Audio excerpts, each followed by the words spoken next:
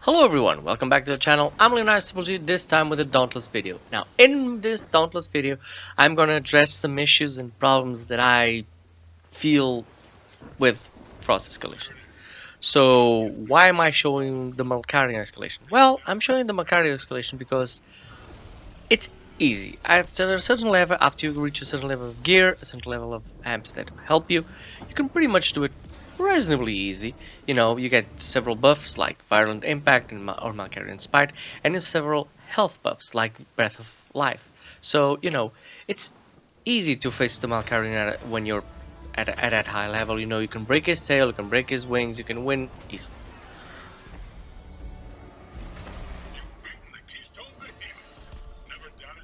Now, look at Frost Escalation. It's much harder. I'm using the same build. It's not, and I don't want to say like, oh, I want things to be easy, but it's not. It's not a proper challenge, and it's very hard. And most of the times you just end up, you know, frozen, not dead, frozen. There's several problems. One of the differences is that you get little damage buffs. You know, we get 2% or 5% if you have squad goals, and you have little health buffs also. The one that appears most of all is Pack of Hunger, which doesn't do anything, because both these do nothing against Frostbite, and Frostbite is the main issue in Frost Escalation.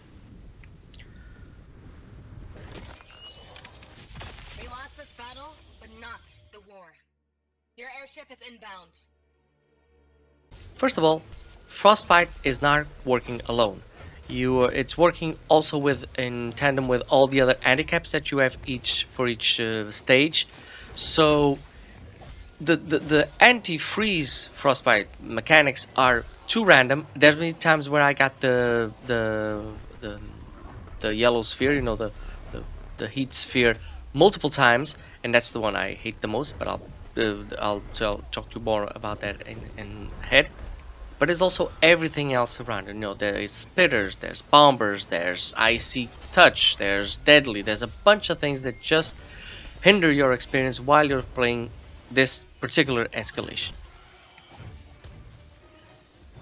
Now, considering the anti-freeze mechanics, breaking parts is something that's kind of problematic because it differs from behemoth to behemoth. Now, some behemoths stay close to the ground and they don't move a lot, like the quill shot, so you can easily break one of their parts.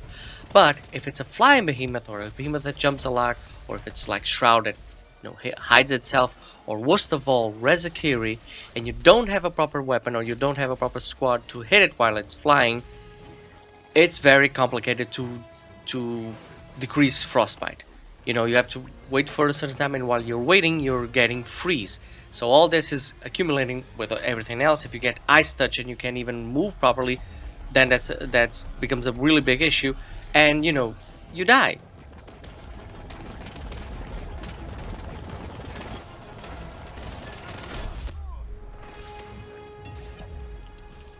The other one, and this is the one I really hate the most, is the heat sphere.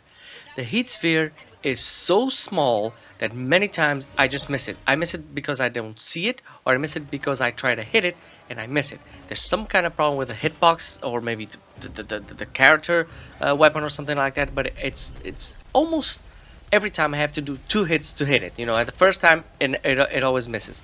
That is a problem. The other problem is that it always spawns very far away. I think they took the mechanic from the shield sphere that's programmable. It's working like that. You know, it spawns farther away from the behemoth. But in this case, it's not a good thing, because if you're fighting the behemoth and the sphere appears, which it usually appears, it's near the aether vent, you have to run back and forth to get to increase that heat, and then run back to the behemoth. And the behemoth might be staggered, you might have booped it, but because you're always looking at Frostbite, you know, always afraid that you get Frostbite, you have to run to the sphere, hit it, and then come back.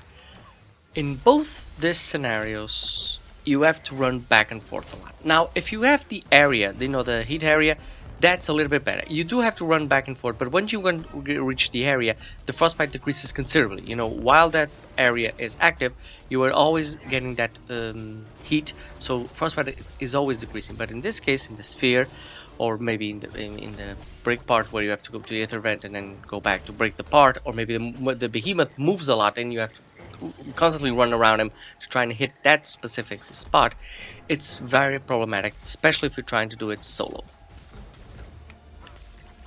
Another issue is the braziers, you know, the fires that you can use to heat yourself. Now, if you're just moving along through a path, it's not a very big problem that they only light up once. But if you're fighting behemoths, and especially if you're in the Urska boss fight, in the final behemoth, it's really complicated because the fire comes up once. It doesn't come up anymore. You know, once you use that fire to heat yourself up, that's it. And if the fight prolongs itself too much, you have no way to get that frostbite down. If you already use your pylons, and pylons are another thing I'll talk further ahead, you know, it's complicated. It becomes complicated because sometimes I've seen players that reach that final boss with frostbite almost at max. They go to both the braziers, they heat up, and then that's it. They can't use it anymore unless we use pylons to help them, or they have pylons themselves. The fight revolves everything around frostbite and not against the behemoth. And now, speaking of pylons, as I've been saying before, you cannot use pylons yourself. I think this is a major problem with Frost Escalation. You cannot unfreeze yourself. I mean, you always have to count on squad mates, but if you're alone and you come and your frostbite goes up, even if you have 3 lives, it doesn't matter. You just stop escalation, you just die. And I really hate that. I think that's the worst thing they could have possibly done. Also, you only carry 2 pylons by default, where the other pylons are always 3. I don't know why they did this. I don't know if they did it because they thought it was challenging. To me, it just goes against the logic of the game. You know, every time you have pylons, they did this before when they reforged. By the way, when they reforged everything, they only gave you 2 pylons. Then everybody was, you know, crazy and angry that they did it, and so they returned for us the 3 pylons. And on the first and on the last node, you have the if you open the last node in Slayer's Path, then you get the last pylon. But on the cleansing pylon, they didn't do this. They decided to give, okay, you have 2, and if you're on the 3rd one, you have to put the nodes up to max, which I don't think should be done in the first place. I mean, you get 3 pylons, you always get 3 pylons. It's the minimum. That's it. It's the minimum. It's by default the minimum. But the part that we cannot use them ourselves if we get frozen is absolutely insane.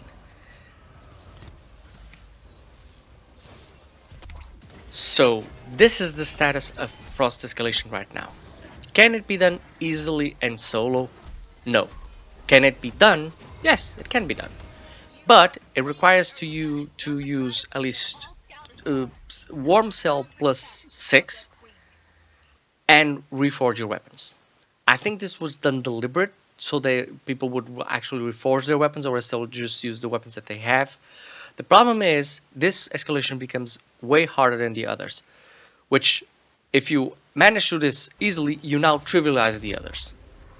So it's not a fun or a smooth experience having to constantly look at that bar on top and seeing if you're getting frozen or not. And because you only have one shot at this, I mean, sure, there's a perk in the amps where you can, you know, maybe get 2, but the thing is, once that thing is full, that's it, you're dead. It's almost like Trials, you know, in Dauntless Trials where you have only 1 life, it's exactly like that. So the level of stress that a player feels, that I feel playing it, is completely, it's a lot higher than all the other ones because of all these issues. Now, I don't know exactly why they did it like this.